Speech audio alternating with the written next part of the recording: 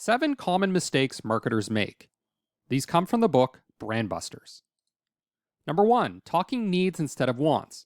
A need might be more reliable data storage, but the want associated with that is, I want the employees to get off my back and stop complaining about poor performance. If you speak to people's emotions, you're going to stand out more and be more persuasive. If you talk about something like profitability, it may make you sound like every other competitor. You're not being very distinctive or memorable. To help you with this, try to paint a picture of the end result that the customer wants. So for example, farmers, what they want is to grow peanuts that peanut buyers want to buy. Talking about something like ROI is not going to be as tangible or is not going to resonate as effectively as talking about growing peanuts that peanut buyers will buy. Number 2, falling in love with your product instead of the customer. So innovators, or people that have a lot of technical knowledge, early adopters, they only represent around 2 to 3% of the overall market for a product. So when you use a lot of product-centric language and jargon, most buyers aren't going to understand it. And you cannot bore your customers into buying. Instead, talk like a real person. Be casual, be conversational, be one-to-one.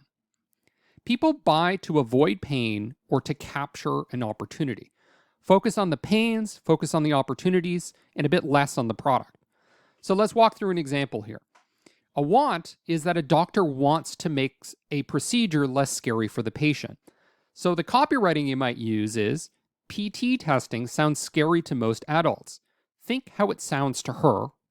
And then you have an image of a human face, which is a young girl.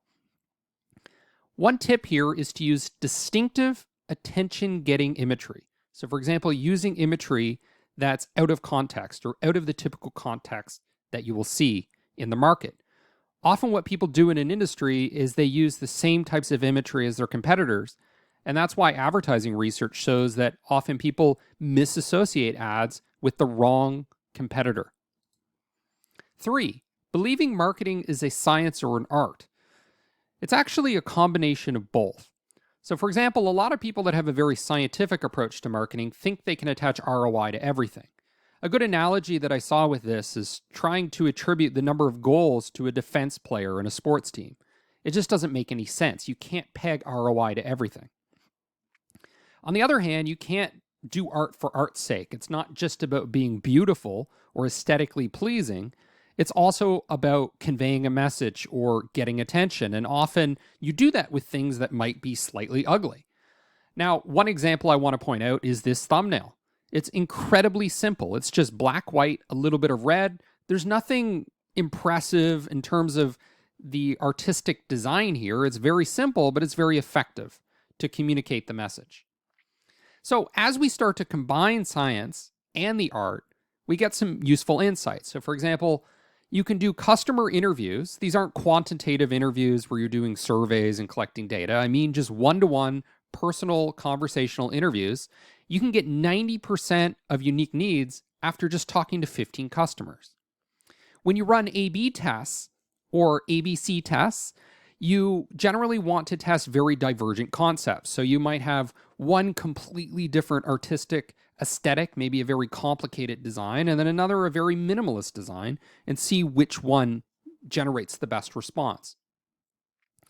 Some research has shown, for example, that with high involvement products that have extensive evaluations, such as enterprise business-to-business products with 12 to 18-month buying cycles, will benefit from text-heavy ads, whereas other types of products might benefit more from image-heavy ads.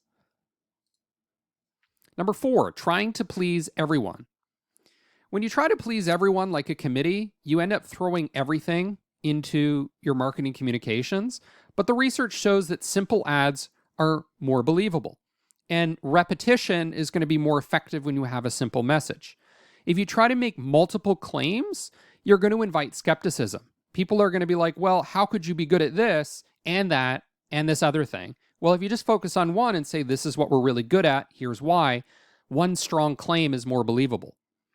And generally what you want to do is not aim for the sale right away. And I would say the reason you do this is simply because most people are not ready to buy now. So most of your investment in marketing is really with future potential buyers.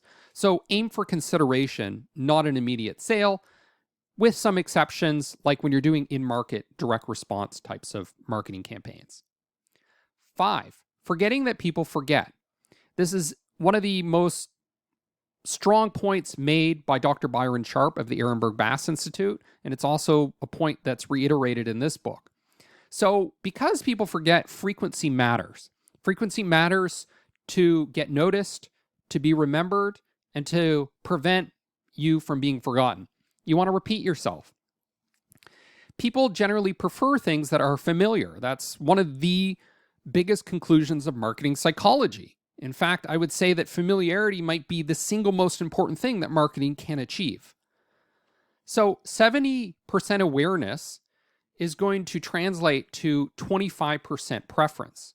So initially, most companies must increase awareness significantly to achieve just modest gains in brand preference. And people generally forget, so you need to have this always-on mindset approach to marketing. And this is something a lot of people don't do with new product launches. So I've done this before where I have a completely new brand, a completely new product, and spend a ton of money on video advertising, raise the awareness, and then you see the purchase intent go up. But a lot of people, when they launch new products, they don't focus on awareness. They're focused on persuasion and direct response. And I think that's useful in some contexts, but you have to understand that there's a ceiling on what you can achieve there. And there's a ceiling on how many people are going to respond right away. Whereas with awareness, you're focused on the bigger opportunity. Now, the general model used in this book, and you're going to see this elsewhere in the marketing world, and some people are very skeptical of it, but at a high level, I think it makes sense, is awareness to interest, to evaluation, to trial, to adoption. So focus on awareness for new products. If the majority of your prospects are closer to buying, so maybe they're already familiar with your product, they're already familiar with your brand, then in cases like that, you want to invest more in personal selling, which is more expensive on a per customer basis. Low cost per exposure is going to occur with mass marketing. So think YouTube ads, TV ads, awareness reach ads on Facebook and other social media, awareness ads on Reddit, versus more high touch, high expensive approaches like direct mail, like personal selling. And overall, what you need to think about is frequency. So how frequently are people being exposed to your marketing communications, especially your ads, but also the recency, because if people are going in market, like they're becoming shoppers for a particular product category and they have a need, they're going to remember something that they saw recently. So you have to find that right balance and experiment with that right balance between, am I reaching people recently and am I reaching them frequently? Because you have a limited budget. And one note here is it may take 3 to 11 exposures just for people to remember your brand. And I would also be cautious here because a lot of the advice on focusing on reach rather than frequency tends to come from very large companies with simple products like CPG, may not be applicable for you when you're trying to build your early stage brand where you may need a higher frequency so that people actually remember you. 6, believing your price is too high without proof. And in cases where you are going with a lower price, you need to have a lot of volume to make up for the lower profit margin. So generally with a lot of startups that I worked with, and when I worked in Silicon Valley, what we relied on was pricing research. So for example, Paddle here with Patrick Campbell, they provide price sensitivity research. I've worked with other research companies that will interview or survey prospective customers to get insights about their willingness to pay. You can use panel research through suppliers like Sentiment and run your own surveys, but basically try to find out if you're pricing too low. And 7, believing you must sell on economics. This is a common mistake I see all the time. So if we look at the research from Gong, they show that you shouldn't talk about ROI in cold emails because people just don't believe it. Too many companies that I've seen, especially in the software industry, have vague, unbelievable value propositions that center around growing profits rather than the more believable, tangible outcomes that they achieve. So instead, focus on what the product does and the problem it solves. Ultimately, the brand that gives the customers what they want ends up the winner.